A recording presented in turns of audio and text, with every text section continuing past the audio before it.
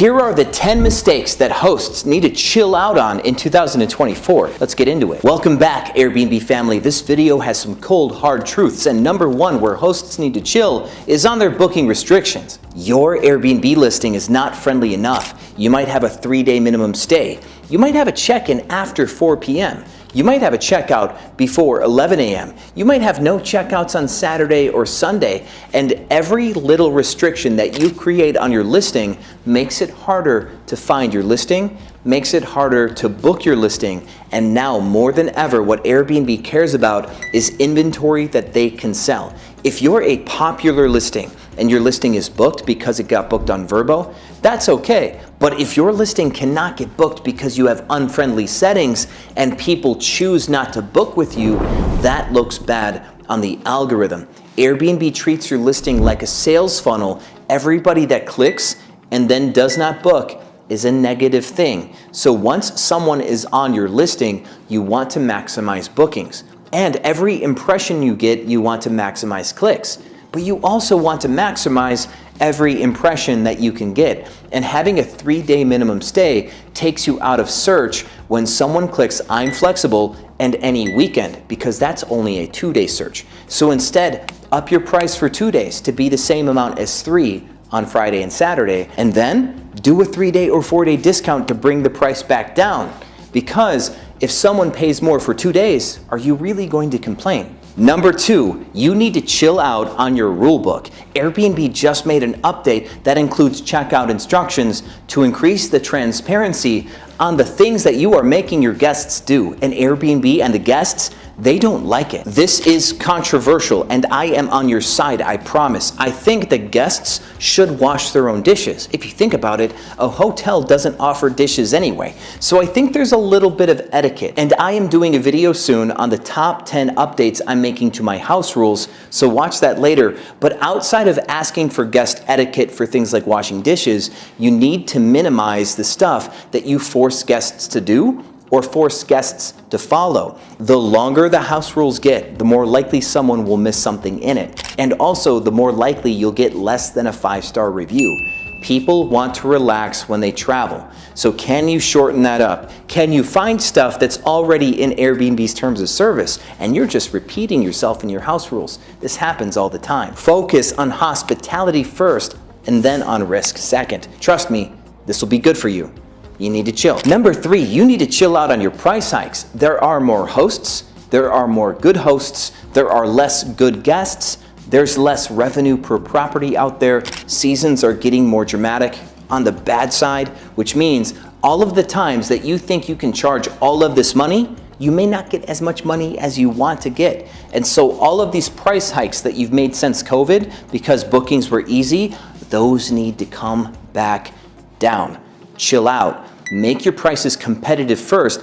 Build from the bottom up to enforce high occupancy because Airbnb's algorithm favors a full calendar. Start with a full calendar and raise your prices again from there. I know a lot of you got killed this winter because you were just priced all wrong. So on those prices, bring them back down. Number 4, you need to chill out on your ego. And I'm sorry, but it's true. You need to remember that you serve your guests at all times. And there are a lot of us out here serving our guests. And when you have your ego trip about how guests are supposed to be, how thoughtful they're supposed to be, about how they're not supposed to bring other guests over, about how they're supposed to wash their dishes on the way out, about how they're supposed to behave at all times, the moment you become a drill sergeant and a narcissist is the moment that you lose your business, because we're all here to make everybody's lives easier. We're here for the guest. And any guest that has to struggle bus through your experience is going to leave you a negative review or just not come back. It will reflect your performance.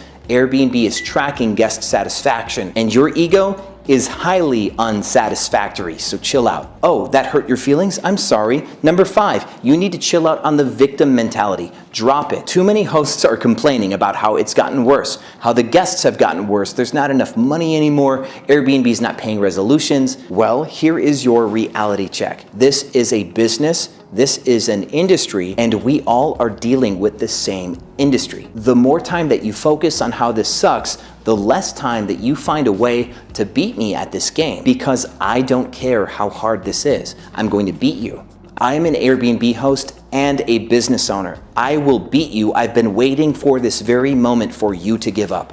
I want you to look at all of your host neighbors and imagine them saying that to you right now.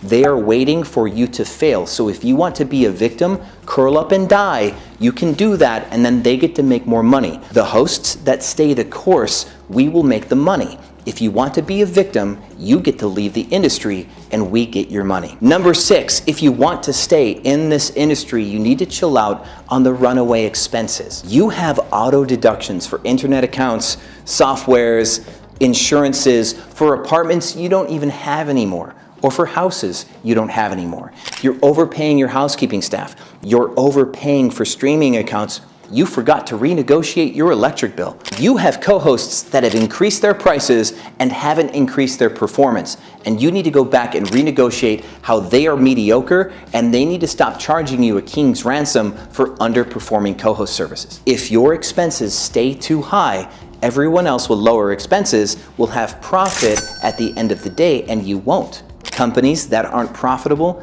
don't get to stay in business. Protect your expenses and you can stay the course. Number 7 happens, and it's terrible. You need to chill out on the guest surveillance. Stop spying on your guests. There are technologies that are guest safe. You can have something like Minute or Wind monitor the noise levels and monitor if people are smoking. But you do not need cameras outside and inside the home. You do not need to babysit your Ring doorbell camera and ask why there are 2 extra guests for an hour one night, because that is exactly the stuff that is ruining this industry. Again, it's your ego trip. It's your entitlement. You think that you can tell guests what to do when they're renting your property. And it's exactly the opposite. Outside of the contract that you guys have agreed upon, they owe you absolutely nothing. And it was not in your booking contract that you would be spying on them. So stop doing that. It is no longer your property until 11 a.m. when they check out. I want you to adopt that mentality and just let it go. And that, my friends, is number 8. You need to chill out on the nervous attachment to your property. When you got into this industry, I understand it was your first property. It was your baby. You did so well with it. The design is nice, everything is beautiful. And that is where all of your equity is. You put all of your eggs in that basket. You were otherwise maybe broke aside from the equity in this one property. And if anything bad were to happen to it, you would lose all your money. But you need to understand you took a risk. You started a business, an actively managed one.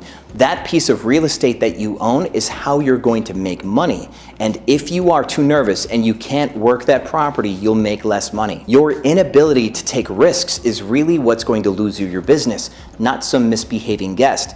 Airbnb's air cover is a great product and it works. And if your property is big enough and you don't trust it, you can always get insurance through companies like Proper or Superhog. Liberty Mutual has a product, or State Farm, one of them does. You can get insurance through something called Generali. There are plenty of places to get insured. Protect yourself that way and work that property to death, because that's how you're going to make your money. Scared money doesn't make money. And with that, before number 9, let me just thank you for being a part of this YouTube channel.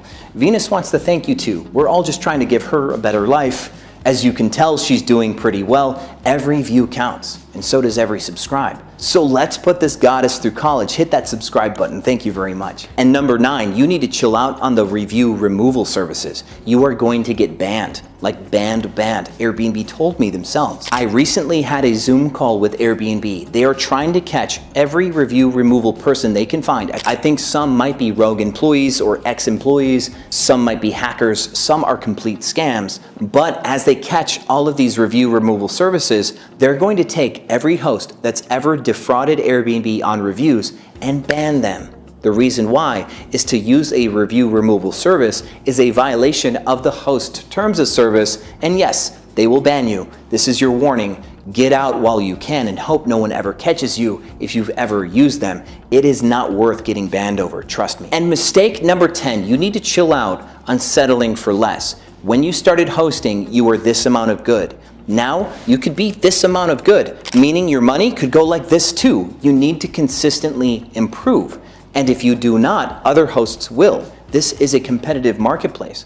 So if you want to be a better host, watch this video next on the 10 things that you need to know to host in 2024. Continue to educate through this channel, improve your game, and you will be at the top of the market always. I promise you that.